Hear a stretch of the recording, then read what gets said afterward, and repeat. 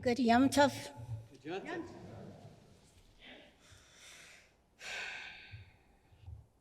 It's good to be home. I think Dorothy in The Wizard of Oz had it right when she said there is no place like home. I stand here before you on our holiest day of the year as a rabbi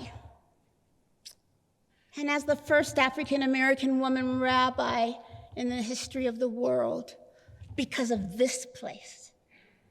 Under the auspices of Rabbi Stephen Foster Emeritus, and now under the auspices of Rabbi Joe Black. I couldn't have done it without my home. My daughter, as your daughter, went to preschool here, and now is the teacher of the very class that she used to be in preschool. So therefore, Dora Vador. Okay, that was a side strike.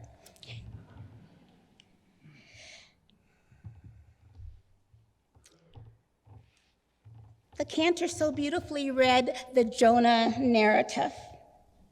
As we know, Jonah was an experiential learner. Can anybody relate to that? I know I can at times. God told Jonah to do something he was afraid to do. He ran away out of fear. He ran away from home. There are consequences for that. Like with all of us, all of our choices have consequences, good or not so good.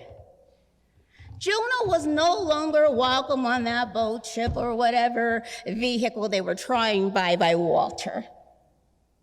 And his disobedience caused him to end up in that belly of the well. How harsh we may think, but was it? I believe that the God I dedicated my life to serve is a just God, a compassionate God, a forgiving God, a God of second chances. We may not know the whys or the rough seasons in our lives, yet often in hindsight, we learn that the most troubling times serve a much greater purpose. In Jonah's case, he had to, enough face to face his fears, conquer them, and finish the assignment that he was told to do in the first place. He learned his value, his purpose. Have you ever had that feeling of being in a place where you were not welcome? Anybody? Have you ever felt devalued, put aside, shut out, or found yourself in a position of the other? I have had these experiences more times than I care to remember.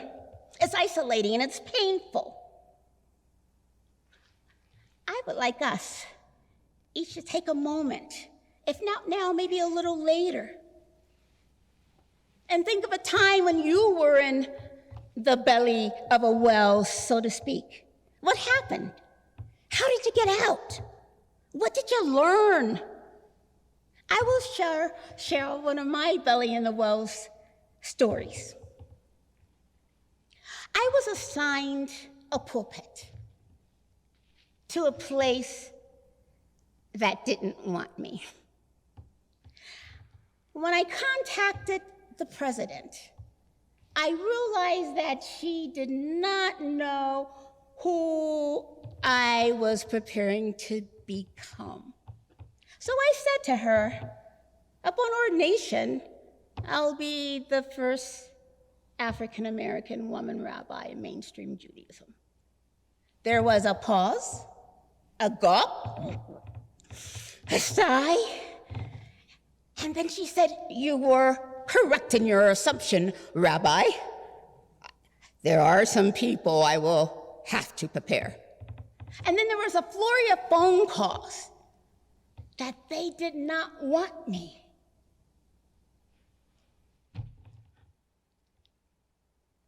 I talked to the president again. And the person said, "You must understand, Rabbi, that you coming to our temple will put us in a bad light in the community." Me and my naivety, I said, "How?" She was silent. They didn't want me, and I didn't want to go. But I realized if I genuinely believed in a God of second chances, I needed to do all in my power to understand these people. So I did what I usually do in challenging times. I prayed. And I had people all over this planet praying that the will of our Creator will be done, and that I would show light instead of my fear and my disdain over what was occurring.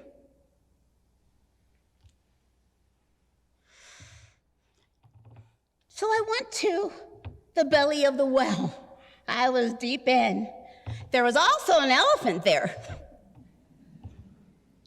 And I faced my worst nightmare, being somewhere new where I wasn't welcome. I started off with a story, and then I shared what I thought some of their stereotypes were of Black people.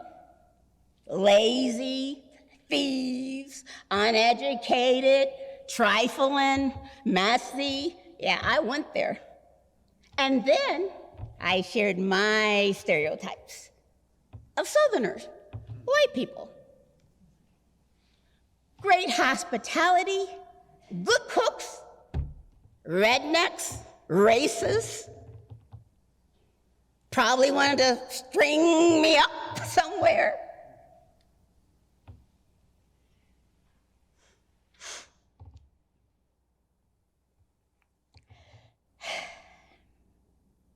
Then I gave them a challenge. I stated that I was willing to meet each of them on their own merit. Were they willing to do the same with me?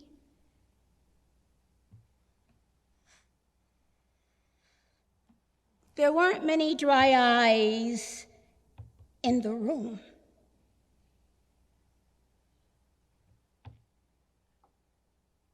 Through my belly in the well experience with that congregation, I realized that oftentimes prejudice and stereotypes, even my own, are bred out of fear of the unknown. Up to that point in history, there was no one like me. However, by having that difficult conversation, lives were changed. I know mine was. What was the outcome of that congregation? To this day, it remains one of my favorite congregations ever. That Hanukkah, my daughter was a little tyke. They came in with a huge garbage bag full. A garbage bag, and handed it to me. It's like, what's this? It was full of gifts for Shauna, Anina, and myself. I was overwhelmed. One gift in particular had to be looked for. It was a towel set of a little Black princess. Communication, understanding, and second chances can change humanity.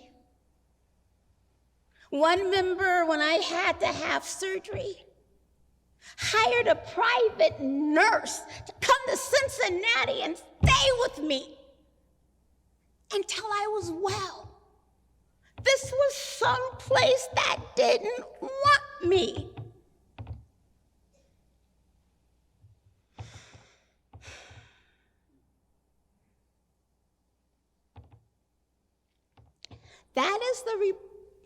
That is the power, in my opinion, of restorative justice.